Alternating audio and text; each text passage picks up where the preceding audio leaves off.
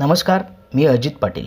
आपल्याला चपराक प्रकाशित हिरालाल पगडाल लिखित चिन्नन्ना या आत्मचरित्रातील आणि मी क्षौर केले हे प्रकरण वाचून दाखवत आहे. एकदा भिवंडीला भीषण दंगल झाली. दंगलग्रस्त अनेक लोक भीतीने भिवंडी सोडून गेले. जातीयवादी शक्तींनी राजकीय उद्दिष्ट साध्य करण्यासाठी ही दंगल घडवून आणली होती. या दंगलीमुळे समाजवादी नेते SM जोशी व्यथित झाले. त्यांनी दंगलग्रस्त लोकांना भेटून धीर दिला. त्यांना आवश्यक ती मदत देण्याचा ते प्रयत्न करत होते. भिवंडी सोडून महाराष्ट्रात कोणकोणत्या गावी दंगलग्रस्त निघून गेले आहेत याची त्यांनी सूक्ष्म माहिती गोळा केली होती. SM जोशींनी अशाच दंगलग्रस्तांची भेट घेण्यासाठी संगमनेर गाठले. ते मोमीनपुऱ्यातील चंदूच्या घरी थांबले होते. चंदूने मला निरोप पाठवून अण्णांनी बोलावले आहे असे सांगितले. SM जोशींना सर्वजण अण्णा म्हणत. मी चंदूच्या घरी गेलो. तेथे कॉटवर अण्णा बसलेले होते. मला त्यांनी संगमनेरला येण्याचा उद्देश सांगितला. पद्मशाली समाजातील काही दंगलग्रस्त भिवंडीहून संगमनेरात आलेले आहेत. त्यांना आपल्याला भेटायला जायचे आहे असे सांगितले. मी या विषयापासून पूर्णपणे अनभिज्ञ होतो. मी अण्णांना म्हणालो, मी जात वगैरे काहीच मानत नाही. त्यामुळे मी पद्मशाली समाजातील लोकांशी गेली 2 वर्षे कोणताच संपर्क ठेवलेला नाही. मला दंगलग्रस्तांविषयी काही सांगता येणार नाही.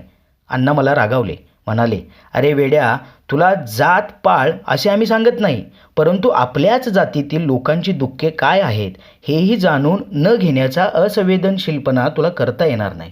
तू ज्या जातीत जन्माला आलेला आहेस ती जात मागासलेली आहे.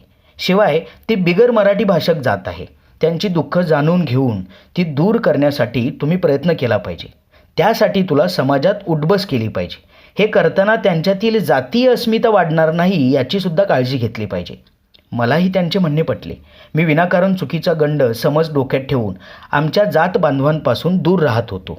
त्यांची लग्न, सुखदुःख, मौती, सभा, समारंभ यांना हजर राहत नव्हतो. ती माझी गंभीर चूक होती. बरे झाले अण्णांनी वेळीच माझ्या डोळ्यात अंजन घातले. अन्यथा मी विनाकारण माझ्या नात्यागोत्यातून कायमचा बाजूला फेकला गेलो असतो. माझा जन्म ज्या पद्मशाली समाजात झाला त्या समाजाची संगमनेरची जातपंचायत व्यवस्था माझ्या लहानपणी खूपच भक्कम होती. आमचा समाज मायग्रेटेड तेलुगू भाषक असल्यामुळे जातव्यवस्था अंतर्गत एक सुरक्षेचे वातावरण होते. त्यामुळे या चौकटीतून बाहेर जाऊन वेगळा विचार करणाऱ्यांची संख्या नगण्य होती. कोणावरही कोणतेही संकट येवो सारे गणगोत त्वरित एक होत असे. सगळ्यांच्या सुखदुःखात सर्वजण सहभागी होत असत. समाजाची जातपंचायतची एक चौकट होती. एकूण समाजाच्या संगमनेरात आगमन झालेल्या कालखंडावरून 3 फडी म्हणजे तेलुगू भाषेत पंडी निर्माण झालेल्या होत्या. त्या प्रत्येक फडीची म्हणजे पंडीचा वंशपरंपरेने एक फेद्दामनशी असे म्हणजे कारभारी असे. फेद्दामनशी या शब्दाचा अर्थ मराठीत मोठा माणूस असा होतो. फेद्दामनशीच्या दिमतीला एक कट्टेकोला असे. कट्टेकोला या शब्दाचा मराठीत अर्थ काठ्या असा आहे. मराठवाड्यात मात्र त्याला गडी असे म्हणतात. कट्टेकोला समाजाची सर्व सार्वजनिक कार्य करतो. मौत, साखरपुडे, लग्न, न्यायनिवाडे यांचे घरोघरी निरोप तोच देतो. जेवणाचे आमंत्रण, लग्नपत्रिका वाटप तोच करतो. माझ्या लहानपणी समाजात छोट्या मोठ्या कार्यक्रमांना उदाहरणार्थ गंध, टिळा, साखरपुडा, गंधर्व, पुरोहित बोलवला जात नसे. हे सगळे विधी कट्टेकोलाच करत असे. त्यात मंत्र, श्लोक, स्तोत्र यांना अजिबात थारा नसे. समाजातील छोट्या मोठ्या कुरबुरी झाल्या तर त्या फडीतील फेद्दामनशीकडे जाऊन ती मिटवावी लागे. फेद्दामनशी दोन्ही बाजू ऐकून घे. छोटी मीटिंग करून मीटिंगचा सूर लक्षात घेऊन तो निवाडा दे. तो दोन्ही बाजूंना बंधनकारक असे. समाजातील मोठी भांडणे, फारकती, काडीमोडी यासाठी मुडूपंडीला न्यायम म्हणजे 3 फडीचा निवाडा बोलावला जाई. हा एका अर्थाने पारदर्शी न्यायनिवाडा असे. 3 फेद्दामनशीचे न्यायमूर्ती मंडळ असे. याला न्यायपंचायत म्हटले जाई. मुडूपंडीला न्यायम म्हणजे 3 फडीचा न्यायनिवाडा असे. हे निवाडे रंगार गल्लीतील मार्कंडेय मंदिरात रात्री जेवणोत्तर होत असत. या निवाड्याला सर्व समाजाला खुले आमंत्रण असे, पण फक्त पुरुषच जमत असत. या न्यायनिवाड्यातील तक्रारदाराला हजर राहणाऱ्या सर्वांच्या बिडीकाडीची, चहापाण्याची व्यवस्था करावी लागे. बैठकीच्या प्रारंभी फेद्दामनशी तक्रारदाराला आपली तक्रार तपशिलाने मांडण्यास सांगत. तक्रारदाराला ती मांडणे शक्य नसल्यास त्याच्या वतीने त्याच्या प्रतिनिधीने ती मांडावी असे सुचवले जाई.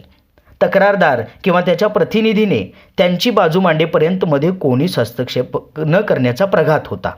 त्याची बाजू मांडून झाली की त्याला एक जामीनदार द्यावा लागे. हा जामीनदार सर्वांसमक्ष तक्रारदाराची हमी घेतो.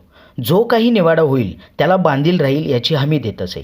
त्यानंतर ज्याच्या विरुद्ध तक्रार असेल त्याला त्याच्या बचावाची व बाजू मांडण्याची संधी दिली जाई. ती बाजू तो किंवा त्याचा प्रतिनिधी यांनी मांडायची असे. याही वेळी कोणीही हस्तक्षेप न करण्याचा प्रघात होता. बाजू मांडून झाल्यावर त्यालाही एक जामीनदार मागितला जाई.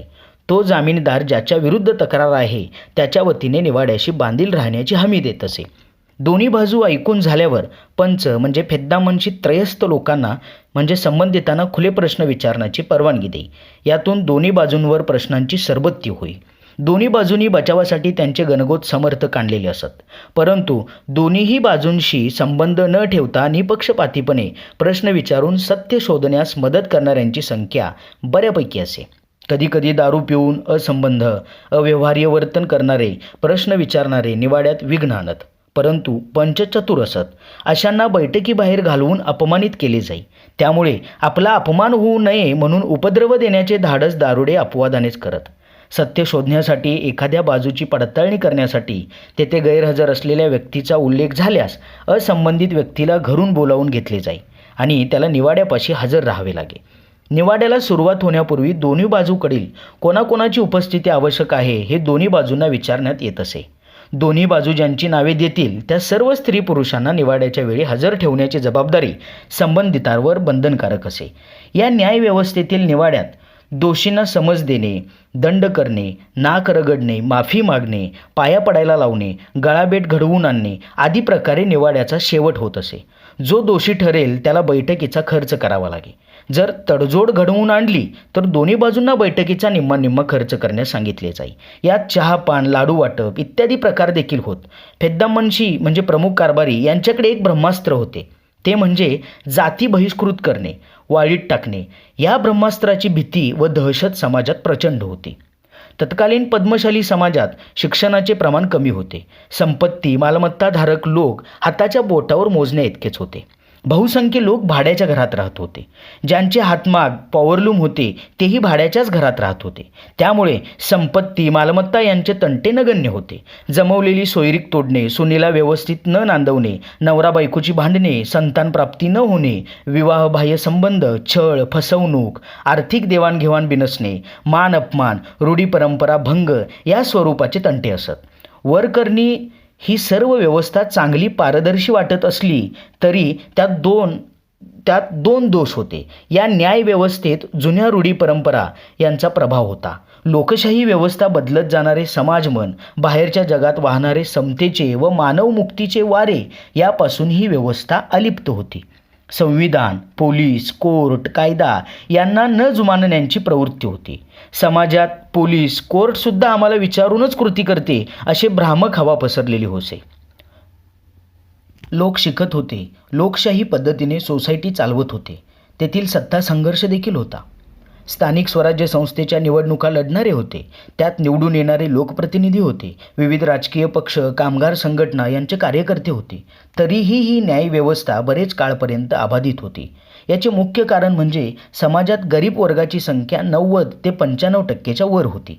त्याच्या अपेक्षा मर्यादित होत्या. त्यांचे लग्न, घटस्फोट, भांडणे या प्रकारचे तंटे वेळीच मिटत. एखाद्या जोडप्याने बळजबरीने संसार करण्यापेक्षा त्यांचा घटस्फोट होणे योग्य या निष्कर्षावर पंचमंडळी आली तर तात्काळ घटस्फोट होत असे. या व्यवस्थेचे फायदे देखील होते. खरे म्हणजे पद्मशाली समाजात एकतर प्रचंड गरीब वर्ग होता जो दिनरात कष्ट करत दारू पिणे, मटण खाणे यातच स्वर्गसुख समजत असे.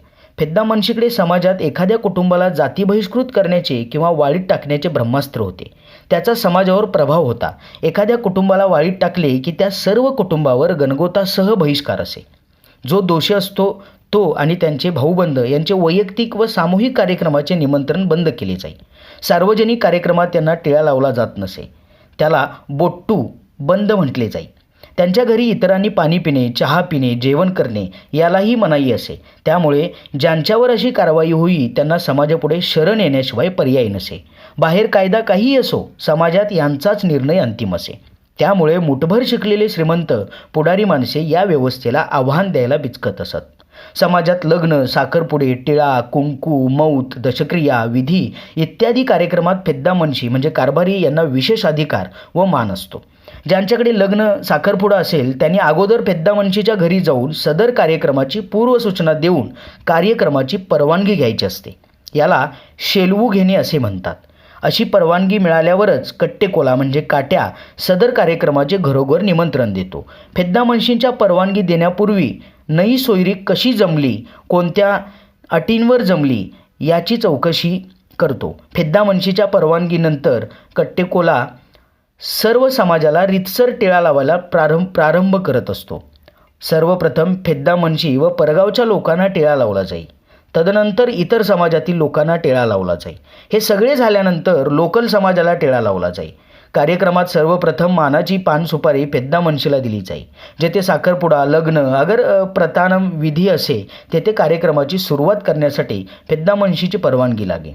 ती परवानगी देण्यापूर्वी दोन्ही बाजूंच्या लोकांना समोरासमोर बसवून लग्न कसे जमले, काय अटी आहेत हे सगळे दोन्ही पार्ट्या चार चौघात सगळे सांगत असत. मुलाला व मुलीला समोरासमोर बसवून त्यांची पसंती आहे का हे ठासून ठोसून विचारले जाई. चार चौघांचे समाधान झाल्यावर फेद्दामनशीच्या पुढील कार्यक्रमाला परवानगी देत असत. कार्यक्रमाला सर्वसंमती म्हणून साखरपुड्यात कट्टेकोला एक खोबऱ्याची वाटी हातात बंद ठेवून सर्वांपुढे ती फिरवत असे. सर्वजण संमतीदर्शक त्या हाताला स्पर्श करत. याच कार्यक्रमात जे दागिने, कपडे लत्ते एकमेकांना दिलेले आहेत किंवा दिले जातात ते सगळ्यांना दाखवले जातात. अंत्यविधीचे नियंत्रण देखील फेद्दामनशीच्या परवानगीनेच दिले जाई. दशक्रिया विधीनंतर टॉवेल टोपीचा कार्यक्रम असे. ज्याने अग्निडाग दिला त्याला टिळा लावण्यापूर्वी फेद्दामनशीच्या परवानगी लागे. माझ्या लहानपणी 1-2 प्रकरणात समाजाने मौत उचलण्यापूर्वी मौत उचलण्यास प्रतिबंध केला होता असे माझे ऐकिवेत आहे, परंतु माझ्या डोळ्यासमोर अशी अडवणूक केल्याचे उदाहरण घडलेले नाही. माझ्या लहानपणाचा कालखंड हा विणकाम व्यवसायाच्या अस्ताचा काळ होता. विणकाम व्यवसाय मोडल्यानंतर पद्मशाली समाजातील बहुसंख्य स्त्रिया विडी कामगार बनल्या. सर्व संसार विडीवर चालत असल्यामुळे घरातील महिला वर्गाच्या कष्टाला पारावार नसे. घरातील स्त्री पहाटेच उठून सडामार्जन करून पहाटेच विडीसाठी पाने कापत असे. पाने कापून झाली की घरातील पुरुष उठत. त्यांच्या आंघोळी, चहापाणी, नाश्ता, धुनीभांडी उरकून मग त्या स्वयंपाकाला लागे. स्वयंपाक आटोपला की पान, तंबाखू, कात्री, दोरा, सूप यांची गाठ पडे. बहुसंख्य स्त्रिया कारखान्यात जाऊन विड्या वळत. हे कारखाने म्हणजे माणसांचे खुराडेच असत. कमी जागेत जास्त कामगार विड्या वळत. लेकरवाळी बाई आपले बाळ 2 खांबाला साडी बांधून त्याची झोळी करून तेथेच बाळाला झोपवून विड्या वळत बसे. सर्वत्र तंबाखूचा खकाना, त्याचा श्वास, वास यामुळे छातीत तंबाखूचे कण जात असत. सतत मांडी घातलेली बैठक, त्यात वाकून विडी वळणे यामुळे बहुसंख्य विडी कामगार महिलांना पाठीत बाक येत असे. विडी कामगार स्त्रिया मोठ्या प्रमाणावर तंबाखूची मशेरी करून दिवसातून अनेक वेळा दात घासत. कामाच्या ठिकाणीच थुंकत. विडीमध्ये कष्ट जास्त पण कमाई कमी होती, त्यामुळे कुपोषण होत असे. बहुसंख्य विडी कामगार महिलांचे पोट खपाटीला गेलेले असे. पाठीत वाक, डोळे खोल गेलेले, गाल बसलेले, छातीचा पिंजरा झालेला, हातापायांची काडे झालेली असे चित्र सर्रास दिसे. त्यामुळे क्षयाचा आजार बाधत असे. विडी कामगारांच्या संघटना विडी कामगारांना आर्थिक स्थैर्य मिळावे यासाठी लढे देत होते. सर्व राज्यातील विडी कामगारांच्या लढ्याचे नेतृत्व संगमनेर अकोल्याकडे होते. या विडी कामगार चळवळीने विडी कामगारांचे पानपुडा, तंबाखू, मजुरी, महागाई भत्ता, प्रॉव्हिडंट फंड, पेन्शन हे प्रश्न सोडवले. त्यातूनच विडी कामगारांचे आरोग्य व जीवनमान सुधारले. मी जनता पार्टी, सेवादल, समाजवादी परिवाराचा भाग होतो. विडी कामगार चळवळ हीच आमची शक्तीस्थळे होती. त्यामुळे विडी कामगारांच्या सर्व लढ्यात आमचा प्रत्यक्ष अप्रत्यक्ष सहभाग असे. विडी कारखान्यात जाऊन भाषणे करणे, मोर्चात सहभागी होणे, उपोषणे, धरणे यात आमचा सक्रिय सहभाग होता. त्यामुळे विडी कामगारांचा जो उद्धार झाला त्यात आपलासुद्धा खारीचा वाटा आहे याचे मला नक्कीच समाधान आहे. काळाच्या वाटचालीत कधीकधी असे मैलाचे दगड लागतात की तेथून सारे काही वेगावे बदलत जाते. संगमनेरच्या पद्मशाली समाजामध्ये न्यायव्यवस्था जरी वंश परंपरागत फेद्दामनशीकडे होती, परंतु समाजाचे मार्कंडेय मंदिर व त्यातून चालणारे उपक्रम मात्र लोकनियुक्त मंडळाकडे होते. 1986च्या दरम्यान मंदिराच्या सभामंडपाचे काम हाती घेण्यात आले. त्यात युवकांचा सहभाग असावा या उद्देशाने तत्कालीन पद्मशाली समाज मंडळाच्या अध्यक्षांनी समाजातील युवकांचा मेळावा आयोजित केला. हा मेळावा यशस्वी होण्यासाठी त्यांच्या कार्यकारिणीने खूप मेहनत घेतली. घरोघर फिरून युवकांना मेळाव्यासाठी हजर राहण्याचे आवाहन केले गेले. मी तोपर्यंत संगमनेरच्या राजकीय विश्वात चळवळ्या तरुण पहा म्हणून स्वतःची ओळख निर्माण केली होती. पद्मशाली समाज मंडळाचे अध्यक्ष नारायणराव झुंझूर आणि प्रमुख कारभारी सायन्ना मादास यांनी मला या मेळाव्याचे अध्यक्षस्थान भूषवण्याची विनंती केली. त्यापुढे जाऊन समाजाचा युवक संघटनेचा अध्यक्ष मीच व्हावे असा प्रस्ताव मांडला. मी मेळाव्याचे अध्यक्ष होण्याचे मान्य केले. पद्मशाली युवक संघटनेचे अध्यक्षपद स्वीकारण्यास असमर्थता व्यक्त केली. त्यांनी मला कारण विचारले. मी त्यांना सांगितले की मी कोणत्याही जाती संस्थेचे पद स्वीकारणार नाही, कारण आयुष्यात जाती संस्थेतील पद न स्वीकारण्याचा माझा निर्धार आहे. मला त्यांनी बरेच समजून सांगण्याचा प्रयत्न केला, पण मी माझ्या मतावर ठाम होतो. प्रत्यक्ष युवक मेळाव्याला लोकांचा प्रचंड प्रतिसाद मिळाला होता. सभागृह खचाखच भरले होते. युवकांचा उत्साह ओसंडून वाहत होता. माझी मेळाव्याच्या अध्यक्षपदी रीतसर निवड झाल्यावर मी सुरुवातीलाच युवक मेळाव्यात माझी भूमिका मांडली. मी माझ्या भाषणात सांगितले की आपल्याला मिळालेली जात ही जन्माने मिळालेली आहे, त्यामुळे तिच्याबद्दल अभिमान बाळगण्याचे कारण नाही. आपली जात इतर कोणत्याही जातीपेक्षा श्रेष्ठ नाही किंवा कनिष्ठही नाही. तरीही आपल्या पद्मशाली समाजापुढे काही आव्हाने आहेत. ती आव्हाने पेलवण्यासाठीच व त्यावर मात करण्यासाठी आपल्याला प्रयत्न करायचा आहे. आपल्या जातीमध्ये दारूच्या व्यसनाचा जास्त प्रभाव आहे. आपल्याला आपली तरुण पिढी व्यसनमुक्त करायची आहे. व्यसनामुळे आपली प्रगती खुंटली आहे. त्यामुळे समाजाच्या बैठकीत, कार्यक्रमात दारू पिऊन येण्यास मनाई केली पाहिजे. समाजात दारू पिणे अथवा पाजणे याला अजिबात प्रतिष्ठा देता कामा नये. विविध रूढी, परंपरा, अंधश्रद्धा यामुळे समाजाची प्रगती खुंटली आहे. त्या रूढी, परंपरा, अंधश्रद्धा घालवण्यासाठी युवा शक्तीने पुढे आले पाहिजे. समाजात शिक्षणाचे प्रमाण वाढले पाहिजे. उच्च व व्यावसायिक शिक्षणाचा अंगीकार केला पाहिजे. त्यासाठी गुणवंत विद्यार्थ्यांना प्रोत्साहन दिले पाहिजे. आपला समाज इतर समाजाच्या तुलनेत मागासलेला आहे, हे मागासलेपण घालवण्यासाठी नियोजनबद्ध प्रयत्न केले पाहिजेत.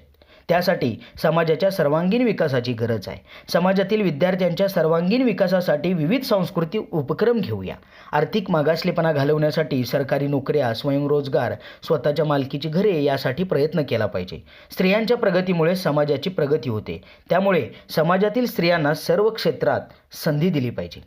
मी समाजात कोणतेच पद स्वीकारणार नाही, पण सतत तुमच्याबरोबर राहील याची ग्वाही देतो, असे सांगून आश्वासक वातावरण तयार केले. युवकांना त्यासाठी आपण काय करू शकतो याच्या सूचना करण्याचे आवाहन केले.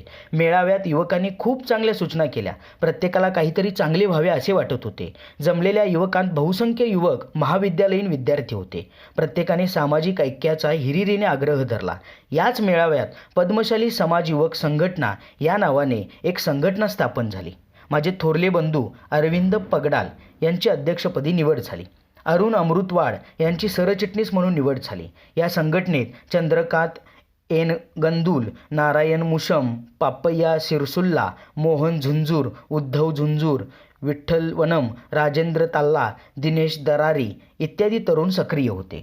व्यसनमुक्ती व शिक्षण प्रसार हे 2 मुद्दे अधिक महत्त्वाचे ठरवून कामास प्रारंभ झाला. विविध स्पर्धांचे आयोजन करत युवकांना सक्रिय ठेवण्यात यश आले. विविध गुणदर्शन, सांस्कृतिक कार्यक्रम, वृक्षारोपण, गुणवंत विद्यार्थी गौरव योजना, सहली, सोशल सर्वे, समाजगणना या उपक्रमांद्वारे समाजात नवचैतन्याचे वारे निर्माण झाले. सोशल सर्वेच्या आधारे समाजाची एक माहिती पुस्तिका प्रसिद्ध करण्यात आली. याचा सकारात्मक परिणाम दिसून आला. दरवर्षी नारळी पौर्णिमेला नुलू पुन्नम असतो. नुलू या तेलुगू शब्दाचा अर्थ धाग्यापासून बनवलेले सूत. पद्मशाली ही विणकाम व्यावसायिक असल्यामुळे त्यांच्या दृष्टीने नुलू पुन्नम हा फार महत्त्वाचा सण असतो. या दिवशी सकाळी सर्व पद्मशाली पुरुष मार्कंडेय मंदिरात जमत. तेथे नवीन जानवे परिधान करत. तेथे पुरोहित रक्षाबंधन करत असे. कट्टेकोला येणाऱ्या प्रत्येकाला कुंकुमतिलक करत असे. पद्मशाली स्वतःला द्विज समजतात, त्यामुळे जानवे घालणे ते प्रतिष्ठेचे समजत असत. मी मात्र समाजवादी चळवळीत जडणघडण झालेला. संपूर्ण क्रांतीच्या आंदोलनात आम्हाला जयप्रकाश नारायण यांनी संदेश दिला होता, जानवे तोडा माणसे जोडा. त्यामुळे मी हे जानवे कधीच घातले नाही आणि जानवे घालण्याचा कार्यक्रम कसा प्रभावहीन होईल असा प्रयत्न करत असे. हळूहळू त्याला प्रतिसाद मिळाला. जानवे घालणाऱ्यांची संख्या नगण्य करण्यात आम्हाला यश आले. त्याच दिवशी सायंकाळी बाणालू म्हणजे धनुकली व मार्कंडेय मुनींच्या मूर्तीची शहरातून मिरवणूक निघे.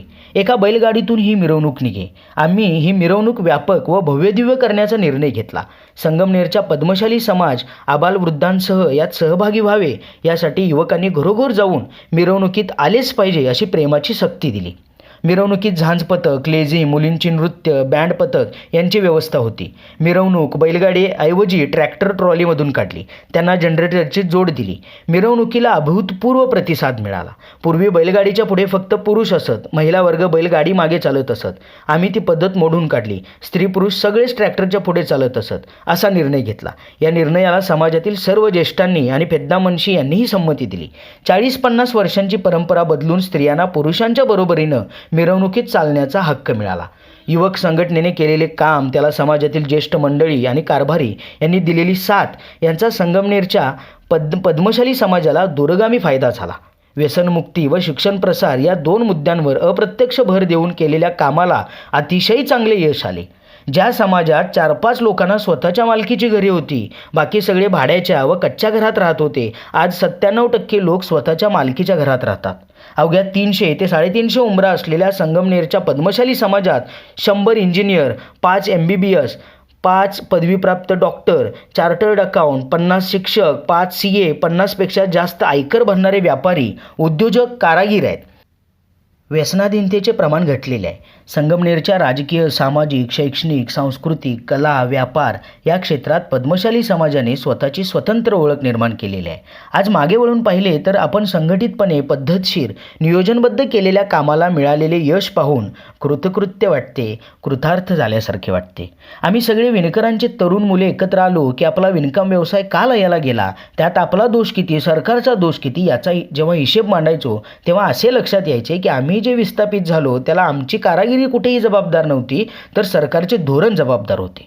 अगोदरच गब्बर असलेल्या मिल मालकांना अधिक गब्बर करून त्यांची आमच्याशी स्पर्धा लावली. या स्पर्धेत आमची हार नक्की होती. देशाच्या स्वातंत्र्य लढ्यात चरखा चला चला के लेंगे स्वराज्य लेंगे ही घोषणा होती. संपूर्ण स्वातंत्र्य लढ्यात विणकरांचा सहभाग लक्षणीय होता. 1952च्या पहिल्या पंचवार्षिक योजनेत काँग्रेस पक्षाचे चिन्ह बैलजोडी होते. त्यात काँग्रेसच्या व्यासपीठावरून सांगितले जाई, काँग्रेस हा शेतकरी आणि विणकर या जोडीचा पक्ष आहे. स्वातंत्र्योत्तर भारताने विणकरांना वाऱ्यावर सोडून दिले. वाढत्या औद्योगिकीकरणात विणकरांना सामावून घेण्यात आले नाही, त्यामुळे ते सारे विस्थापित झाले. संगमनेरात पद्मशाली, स्वकुळ, साळी, कोष्टी, देवांग कोष्टी, खत्री, क्षत्रिय, निऱ्हाळी, मोमीन इत्यादी विणकर जातीचे लोक विस्थापित झालेले आम्ही उघड्या डोळ्यांनी पाहत होतो. आम्ही संगमनेरातील या समाजातील काही तरुण एकत्र आलो. या अन्यायाच्या विरुद्ध संघर्ष करण्याचा निर्धार केला. विणकर विकास मंडळाची स्थापना केली. प्रत्येक समाजाच्या देवळात त्या समाजाची बैठक घेऊन याबाबत जनजागृती केली. सन 1987 आमदार बाळासाहेब थोरात यांना भेटलो. त्यांनी आम्हाला सहकार्य करण्याचे आश्वासन दिले. संगमनेरच्या पोफळे हॉलमध्ये मोठा विणकर मेळावा झाला. आमची भूमिका होती की शासनाने आमचे पुनर्वसन करावे, आम्हाला सरकारी नोकऱ्या व शिक्षणात सामावून घ्यावे, आम्हाला नवीन बिगर विणकाम व्यवसायासाठी सरकारने वित्त पुरवठा करावा. बाळासाहेब थोरात यांची संगमनेरात टेक्स्टाईल इंडस्ट्री काढण्याचा प्रस्ताव होता. परंतु आमच्यापैकी कोणीही पुन्हा विणकामाकडे वळायला तयार नव्हते, कारण अनेक प्रयत्न करूनही त्यात अपेक्षित यश आले नव्हते. या कार्यक्रमाला सोलापूरचे आमदार विठ्ठलराव दिकोंडा प्रमुख पाहुणे म्हणून आले.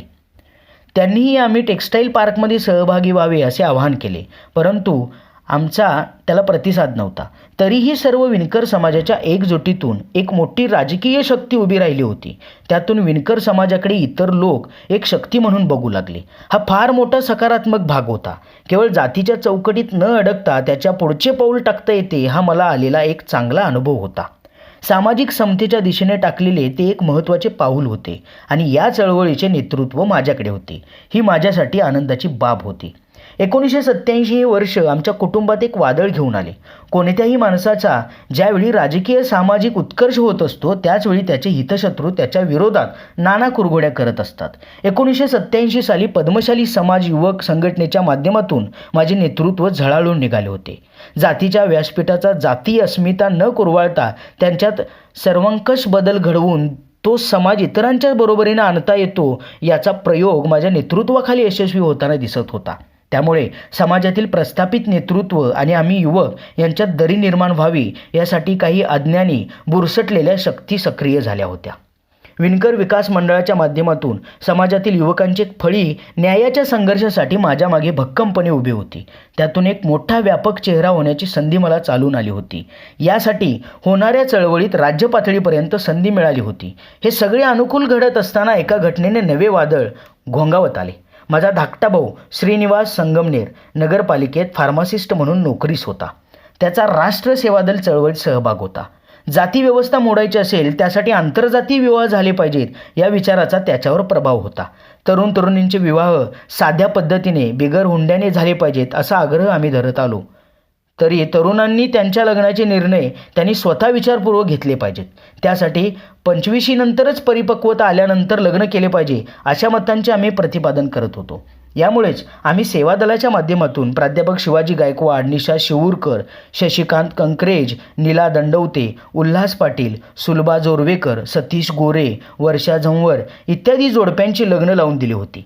प्रत्येक लग्नाच्या वेळी अनेक आव्हाने यायची. ती आम्ही सारे मिळून म्हणून मोडून काढायचो. आमचे मित्र चेष्टेने आम्हाला इंटरकास्ट मॅरेज ब्युरो म्हणायचे. इंटरकास्ट लग्न केलेल्या जोडप्यांच्या मागे आम्ही सेवादलवाले एक भावनिक संरक्षण उभे करायचो. आमच्या कार्यक्रमात या जोडप्यांना अग्रक्रमाने मान सन्मान मिळे असा प्रयत्न करायचो. अब्दुल शेख, रुबिया भाबी, जी.व्ही. रुपवते सर आणि त्यांच्या पत्नी सुभद्रा कांबळे रुपवते मॅडम यांच्या घरी या मंडळींना विशेष आश्रय, सन्मान, पाहुणचार मिळे. या जोडप्यात काही किरकोळ कुरबुरी झाल्या तरी हे दोन घरच ते मिटवण्यासाठी पुढाकार घेत असत. त्यामुळं आम्ही लावलेली सर्व आंतरजातीय लग्न यशस्वी झाले आहेत. माझा भाऊ श्रीनिवास याने त्याची मैत्रीण सुनीता भोसले हिच्याबरोबर लग्न करण्याचा निर्णय घेतला. श्रीनिवास पद्मशाली तर सुनीता छत्रपती भोसले या मराठा घराण्यातली. श्रीनिवासने लग्नाची पूर्वतयारी म्हणून कोणतेही वातावरण तयार केलेले नव्हते. मला त्याबाबत कल्पना दिलेली नव्हती. एक दिवशी सकाळी म्हणजेच 2 नोव्हेंबर 1987 रोजी मला अचानक श्रीनिवासचे आज लग्न आहे त्यासाठी जे ठिकाण निश्चित केले होते तिथे हजर राहा असा निरोप माझा मित्र शशिकांत कंकरेज यांनी दिला. त्यांच्या गाडीवर मला ते लग्नस्थळी घेऊन गेले. असे लग्न लावण्याचा मला अनुभव होता. त्याच्यात गुप्तता किती महत्त्वाची असते हे मला ठाऊक होते. त्यामुळं मी कोणतीही किचकिच वा चौकशी न करता लग्नाला हजर राहिलो. लग्न साध्या पद्धतीनं संगमनेरात पावबाकी मळ्यात पार पडली. लग्न झाल्यावर नवविवाहित जोडपे घेऊन मी घरी आलो.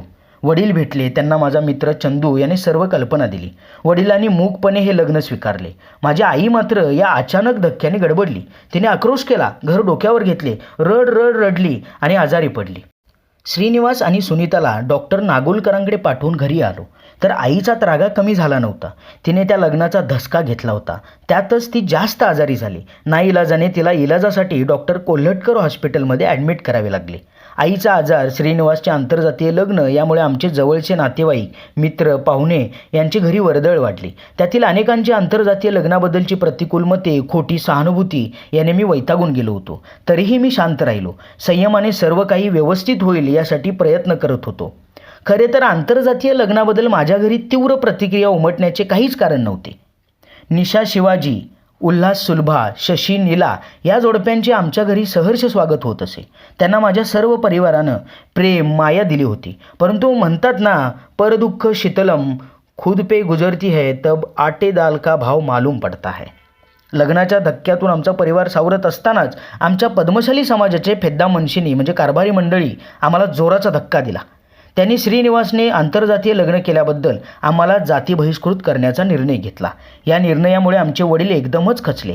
ते गलित मात्र झाले. मी मात्र या निर्णयामुळे खूपच संतप्त झालो. हे सगळे बेकायदेशीर होते. हा आमचा सरळ अपमान होता. खरे तर ही कारवाई आकसापोटी झाली होती. असा निर्णय घेणे हा शुद्ध वेडेपणा होता.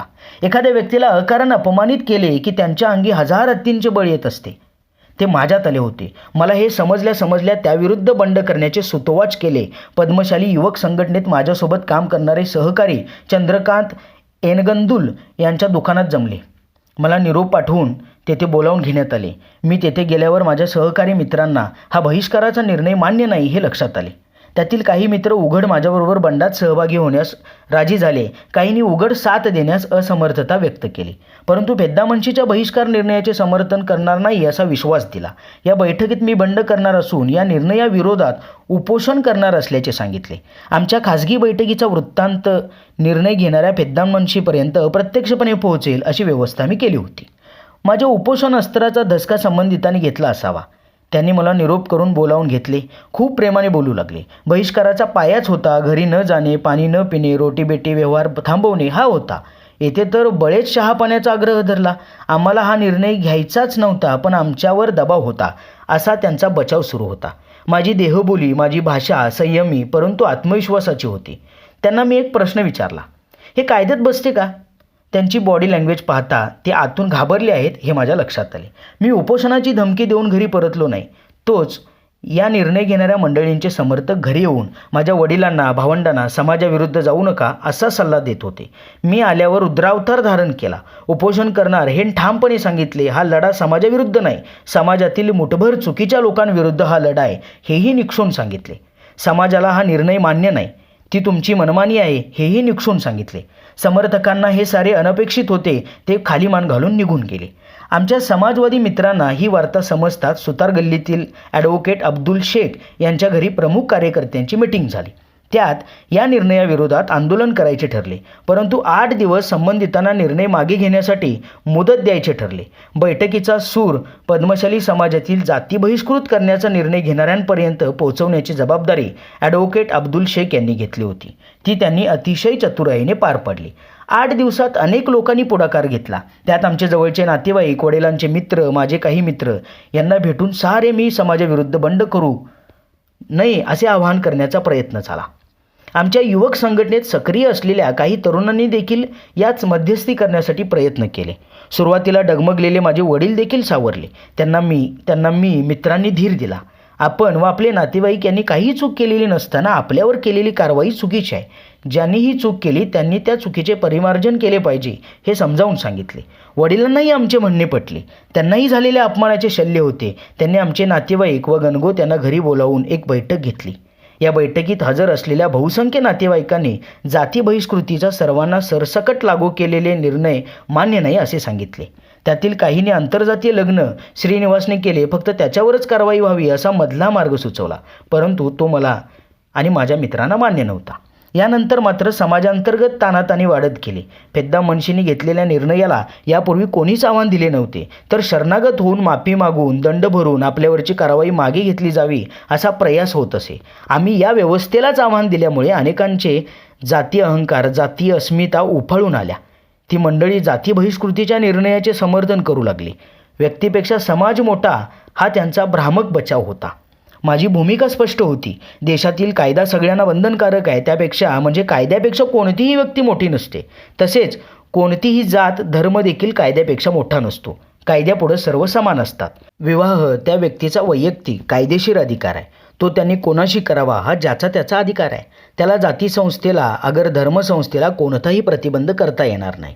एखाद्या व्यक्तीला किंवा व्यक्तिसमूहाला समाजातून बहिष्कृत करणे किंवा त्यांना वाळीत टाकणे हा तर सरळ अमानवीय, बेकायदेशीर, अपमानजनक व मनमानी निर्णय होता.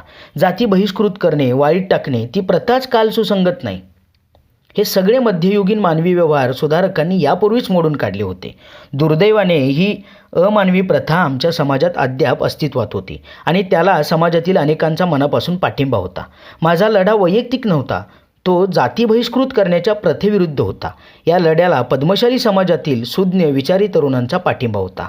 हा विषय जसा जसा पद्मशाली समाजाबाहेर जाऊ लागला तसा तसा हा विषय तापू लागला.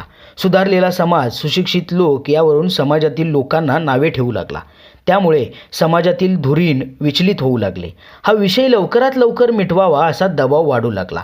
पद्मशाली समाजात ज्याच्यावर जाती बहिष्कृतीची कारवाई होते त्याने पेद्दा मनशींना भेटून आपल्यावरील कारवाई मागे घ्या अशी विनंती करावी लागते. त्यानंतर पेद्दा मनशींनी समाजाची जाहीर बैठक घेऊन त्या संबंधिताच्या विनंतीचा विषय ठेवायचे. ज्याच्यावर कारवाई झालेली असते त्याने माफी मागून क्षमायाचना करून कारवाई मागे घेण्याची विनंती करण्याची प्रथा होती. मी, माझे वडील, आमचा परिवार यांनी अशी विनंती आणि क्षमायाचना करण्याचा प्रस्ताव धुडकावून लावला.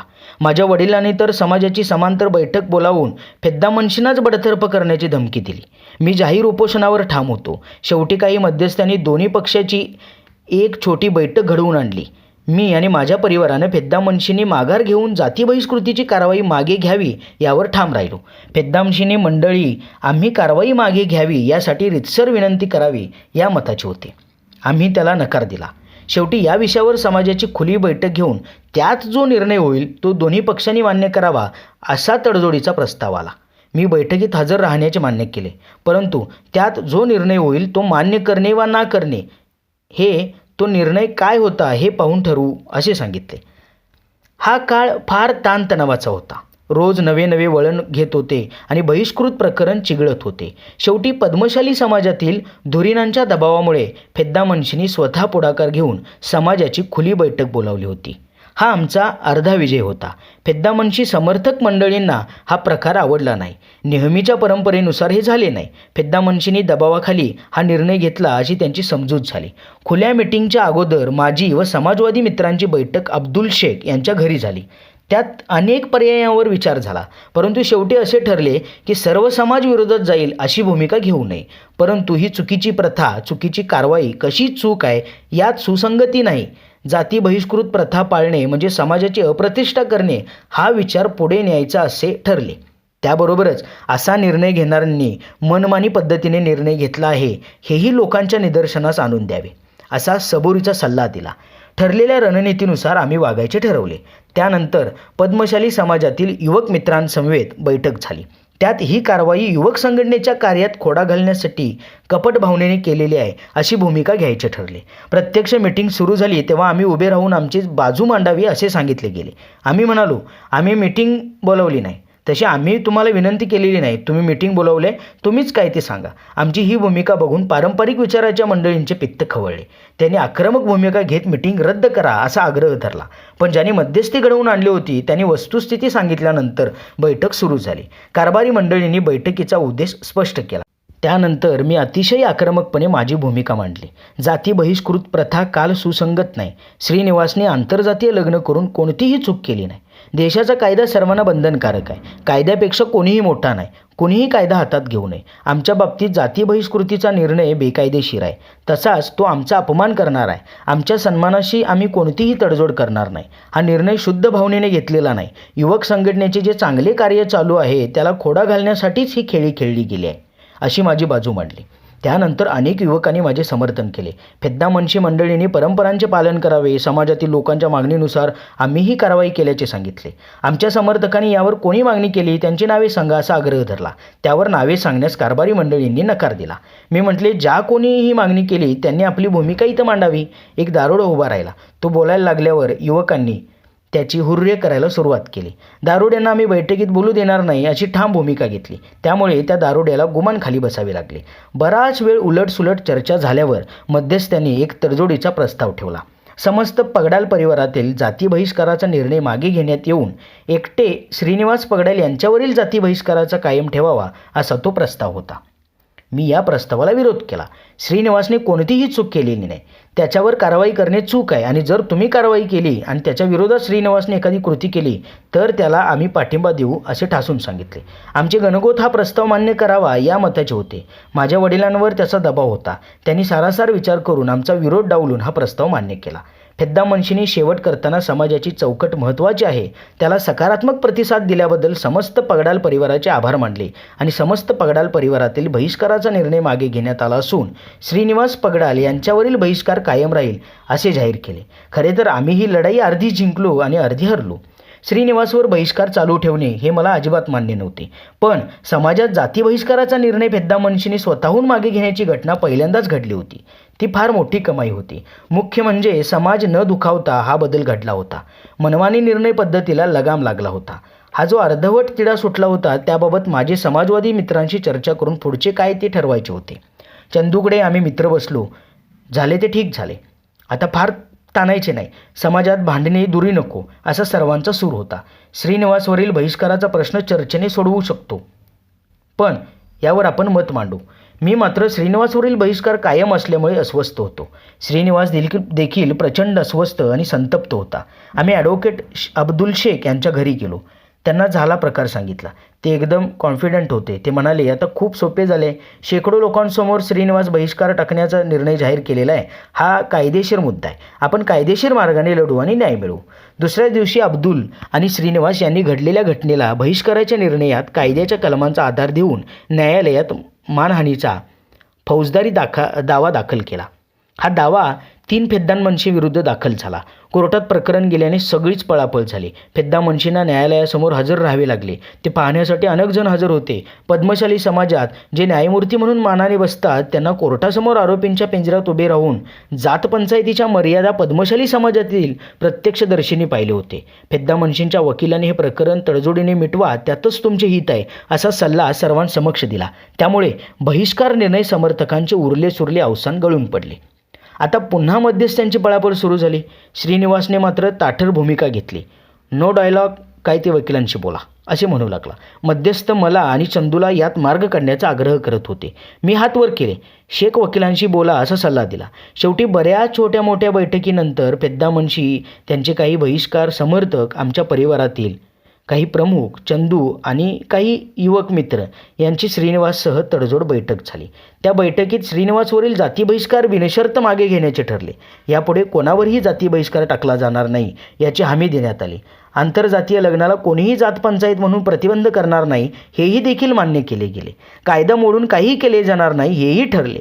श्रीनिवासने देखील हे प्रकरण तेथेच संपवले. यापुढे आपण मनात कोणताही किंतु न ठेवता एकमेकांशी चांगले संबंध ठेवू असा विश्वास व्यक्त करून बैठक संपवली. श्रीनिवासने कोर्ट केस विड्रॉ केली आणि प्रकरण संपले. एका तणावग्रस्त प्रकरणाचा सन्मानजनक शेवट झाला. वाईटातून चांगले निघते म्हणतात ना, ते या प्रकरणामुळे आमच्या समाजाची जाती बहिष्कार व या दुष्ट प्रथेतून सुटका झाली. समाजाच्या फेद्दा मुन्शींनी देखील हा बदल मोठ्या मनानं स्वीकारला. झाले गेले विसरून पुढच्या वाटचालीत कोणतीही कठोरता ठेवली नाही. श्रीनिवासच्या लग्नाच्या संदर्भात जे तरंग उठले ते शांत होत नाहीत. तोच काही महिन्यातच एक दुःखद प्रसंग आमच्यासमोर येऊन उभा टाकला.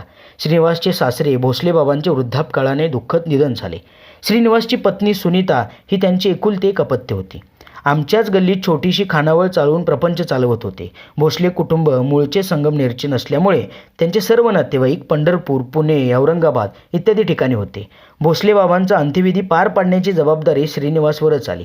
मला या प्रसंगी माझ्या वडिलांच्या भूमिकेचा अभिमान वाटतो. त्यांनी झाले गेले सर्व विसरून भोसले बाबांच्या अंत्यविधीसाठी पुढाकार घेतला.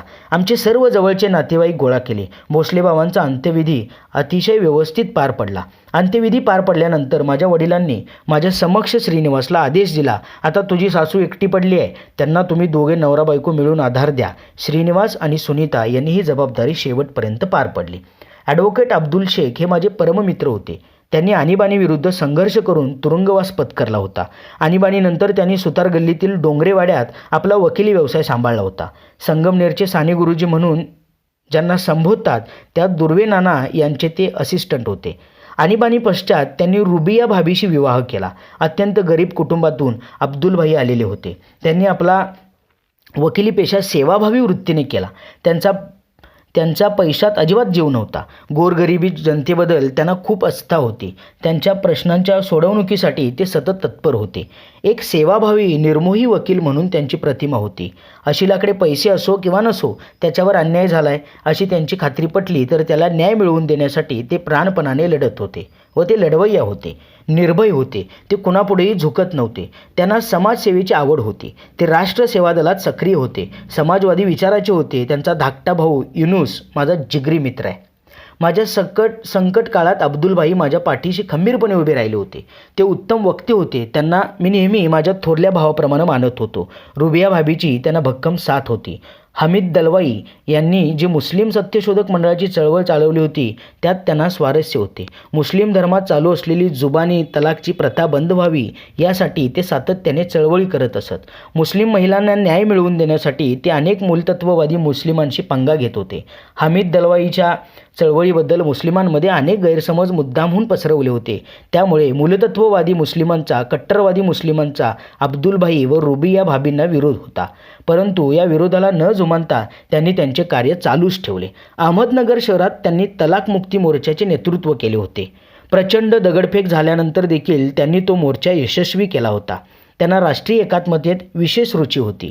हिंदू मुस्लिम लोक एकत्र गुण्यागोविंदाने राहावे यासाठी ते प्रयत्नशील होते. संगमनेर कोर्टाबरोबरच अकोले कोर्टात देखील ते प्रॅक्टिस करत होते. त्यांच्या अशिलांमध्ये अकोले तालुक्यातील अशिलांची संख्या जास्त होती. त्यांच्याकडे M50 बजाज ही दुचाकी होती. दुचाकीवरच कोर्टातील कामासाठी संगमनेरहून अकोला इथंपर्यंत ते जात असत. त्यांचा संगमनेर अकोले बजाज M50 वरून जाणे सरावाचे झाले होते. सप्टेंबर 1988मध्ये एके दिवशी सकाळी अब्दुलभाई व M50वरून अकोल्याला जात असताना मंगळापूर गावाजवळ त्यांचा अपघात झाला. अब्दुलभाई बेशुद्ध झाले. त्यांना कॉटेज हॉस्पिटलला आणले. तेथे प्राथमिक तपासणी केल्यावर अपघात गंभीर झाल्याचे स्पष्ट झाले. डोक्याला मार लागून मेंदूत रक्तस्राव झाला होता. डॉक्टरांनी तातडीने पुण्यात हलवण्यास सांगितले. कॉटेज हॉस्पिटलमध्ये प्रचंड गर्दी जमली होती. त्यात अब्दुलभाईंचे मित्र, चाहते, अशील, नातेवाईक सगळेच होते. आम्ही अब्दुलभाईंना घेऊन ॲम्ब्युलन्सने पुण्यात गेलो. पुण्याच्या हॉस्पिटलमध्ये त्यांना ॲडमिट केले. सिटी स्कॅन काढला. मेंदूत सूक्ष्म हिमोटोमा झाला होता. मेंदूत सूज आली होती. डॉक्टरांच्या मते पेशंटची स्थिती गंभीर होती. 72 तास प्रतीक्षा करावी लागणार होती. त्यात काही सुधारणा होण्यासाठी तेवढा वेळ वाट पाहणे आवश्यक होते. अब्दुलभाईने उपचारांना प्रतिसाद दिला नाही. 72 तासांपूर्वीच त्यांची प्राणज्योत मालवली. 19 सप्टेंबर 1988 रोजी अब्दुलभाईंचे निधन झाले. अब्दुलभाई हे असामान्य आणि प्रसिद्ध व्यक्तिमत्व होते.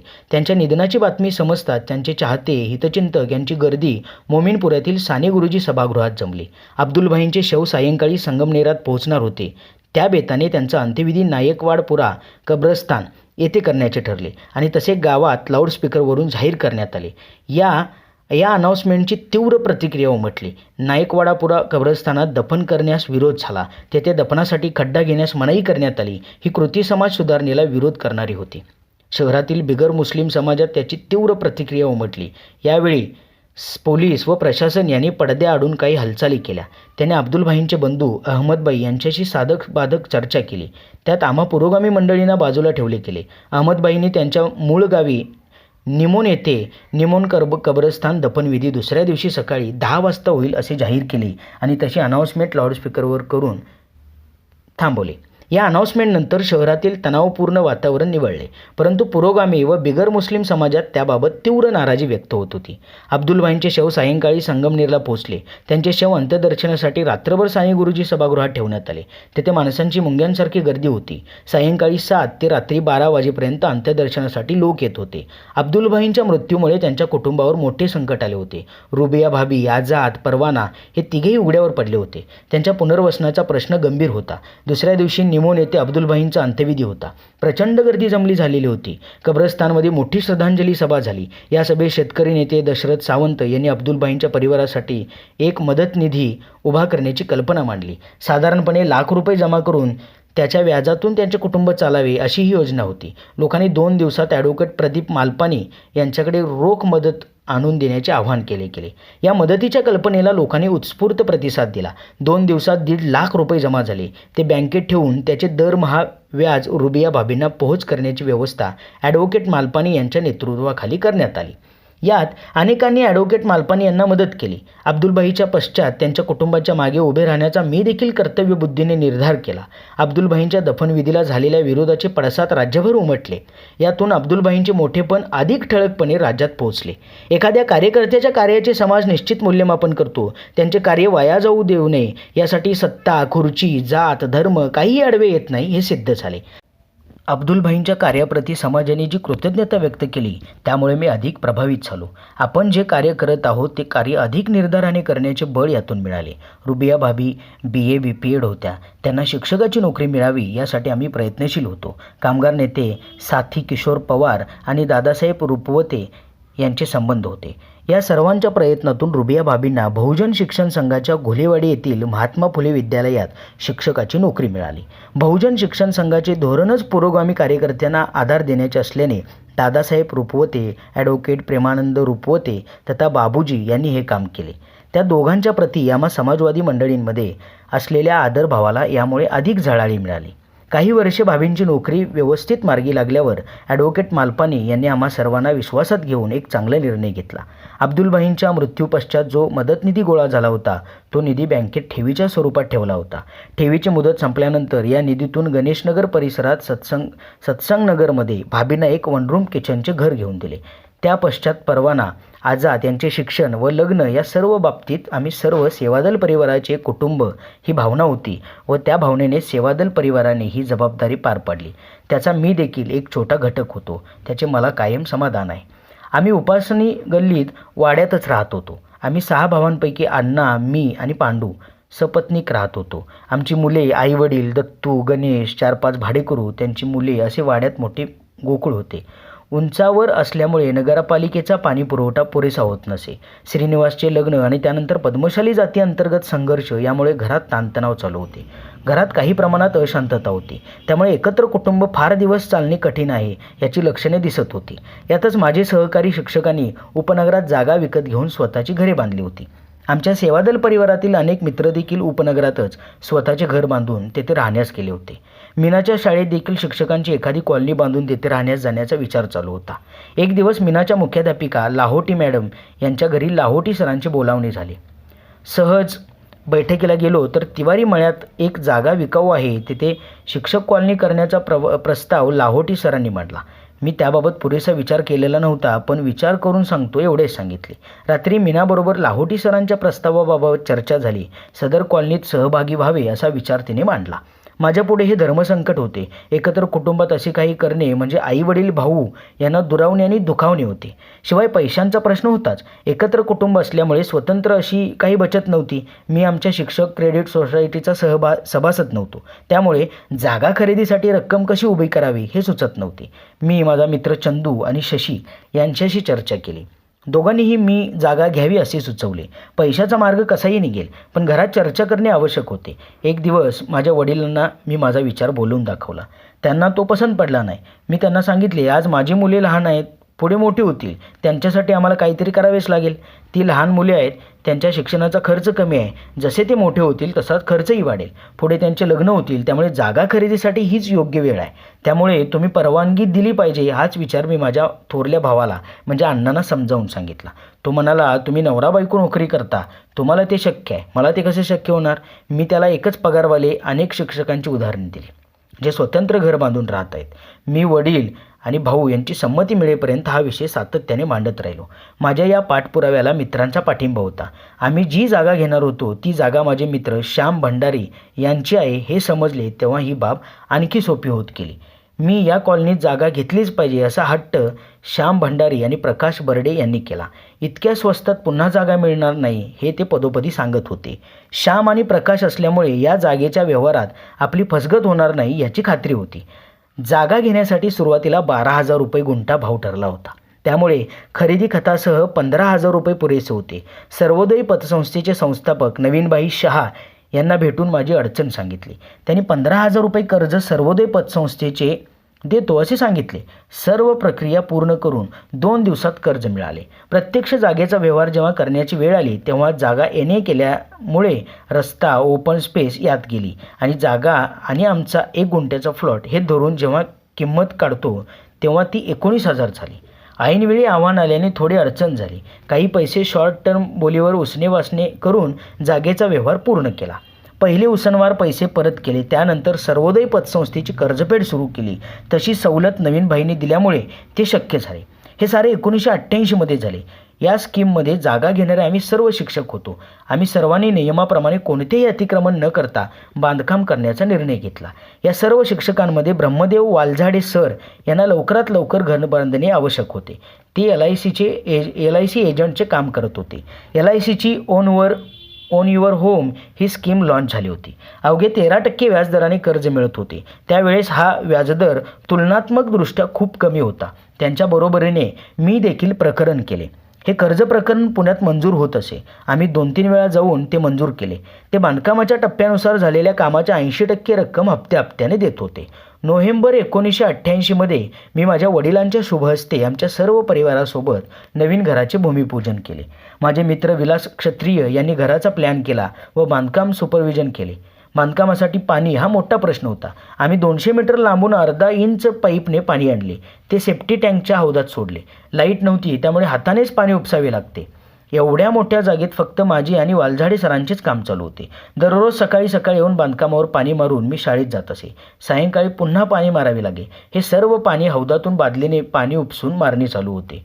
LIC कर्जामुळे बांधकामात पैशाची अडचण आली नाही. 7-8 महिन्यात बांधकाम पूर्ण झाले. या काळात श्याम भंडारी आणि चंदू यांनी मला खूप आर्थिक सहकार्य केले. नोव्हेंबर 1989 बांधकाम पूर्ण झाले. लाईट, रस्ता, गटार यांच्या सुविधा नव्हत्या. घराची कुदळ त्यांनी मारली होती. बांधकाम पूर्ण झाल्यावर कलशपूजन त्यांच्याच हस्ते झाले. मीनाने घराला नाविन्य हे छान नाव सुचवले.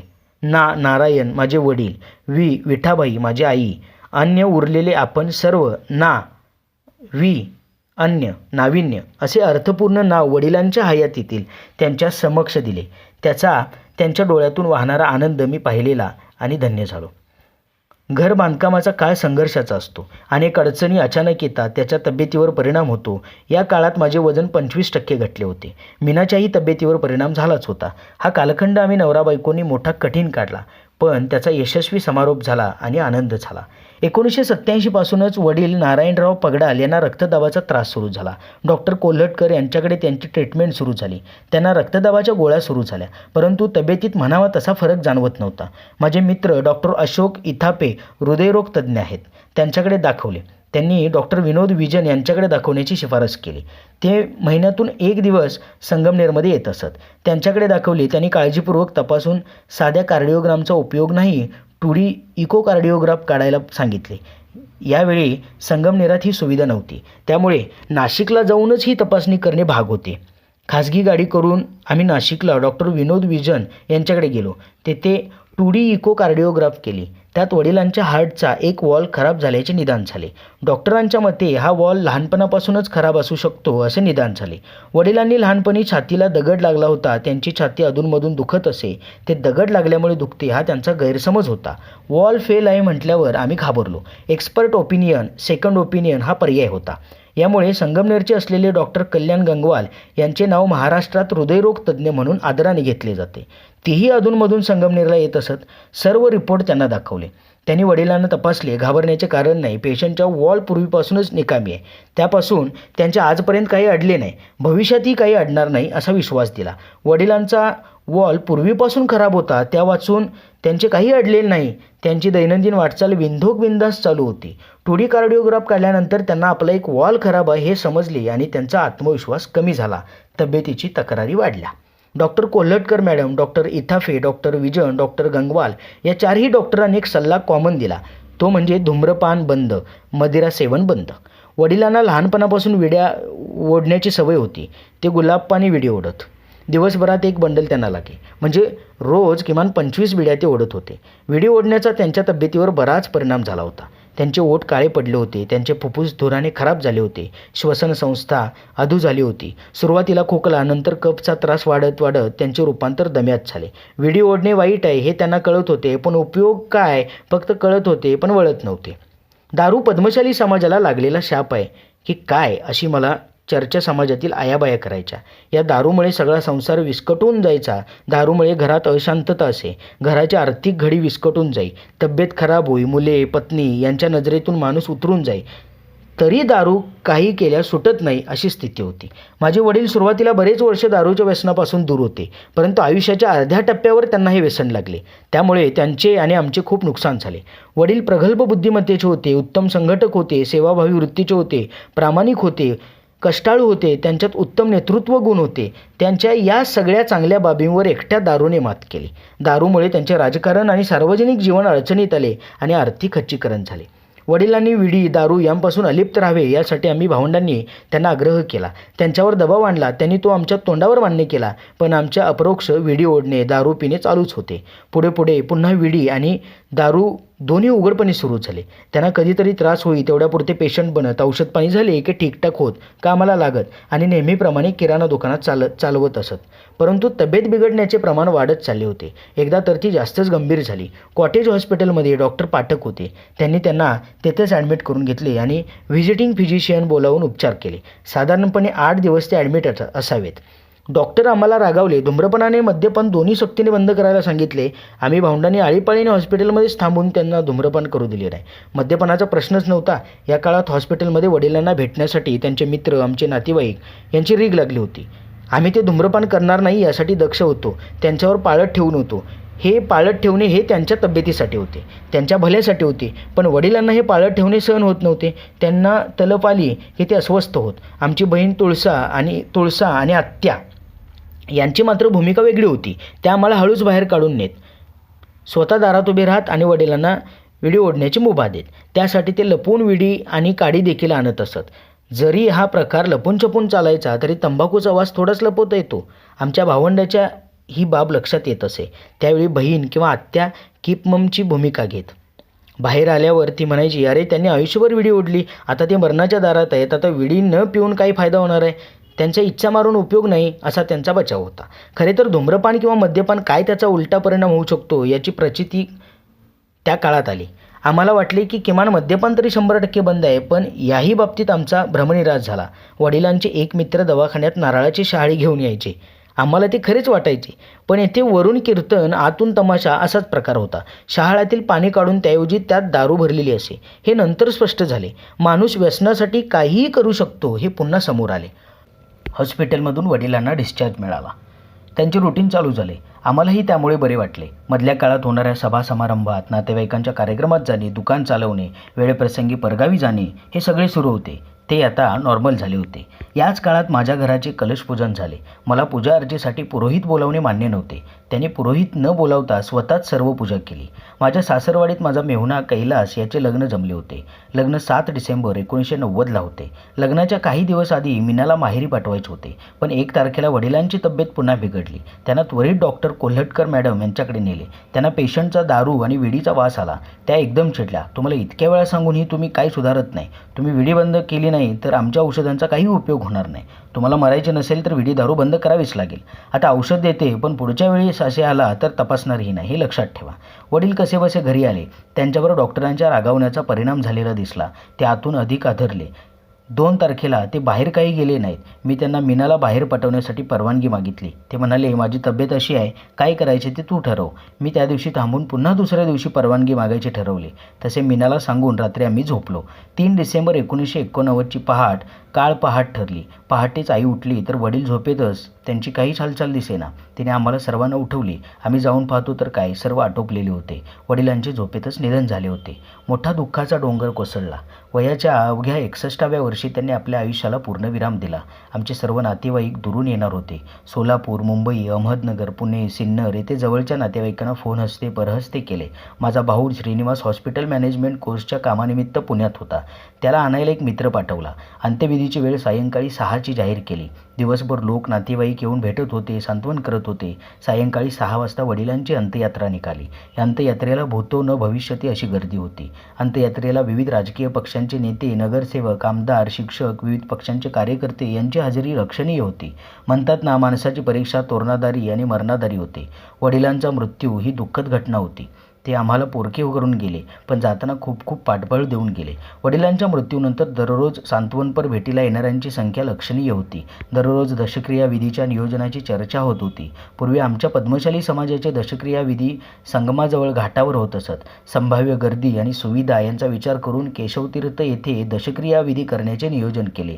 आमच्या समाजाचा तेथे पहिलाच 10वा पार पडला असावा. दशक्रिया विधीच्या वेळी मुलांनी क्षौर करण्याची प्रथा आहे. मी क्षौर करणार नाही असे जाहीर केले. त्यामुळे घरात हल्लकल्लोळ माजला. विशेषतः माझी मोठी बहीण कलावती ही फारच अस्वस्थ झाली. ती रडायला लागली. मी क्षौर करायलाच पाहिजे यासाठी ती हटून बसली. मी तिला म्हणालो, माझे वडील वारले म्हणून मी क्षौर करायचे, आणि तुझे वडील वारले त्याबद्दल तू काय करणार? ती म्हणाली, तू म्हणेल ते करायला तयार आहे, पण तू क्षौर केलेच पाहिजे. माझी बहीण दिवसातून 10-15 वेळा मशेरीने दात घासायची. त्याचा तिच्या तब्येतीवर परिणाम झाला होता. मी म्हटले, तंबाखूने दात घासायचे बंद कर. तिने तंबाखूने दात घासायचे बंद करण्याचा संकल्प केला. त्या मोबदल्यात मी क्षौर करायला तयार झालो. मी 10व्याच्या निमित्ताने क्षौर केले, म्हणजे चंपी केली. यथावकाश त्यावर केस पुन्हा उगवले आणि वाढले. पण माझ्या बहिणीने मशेरीने दात घासणे बंद करण्याचा जो संकल्प केला तो तिने आजपर्यंत पाळला आहे. माझ्या क्षौर करण्याच्या मोबदल्यात मी खूप काही चांगले साध्य केले याचे समाधान आहे. धन्यवाद.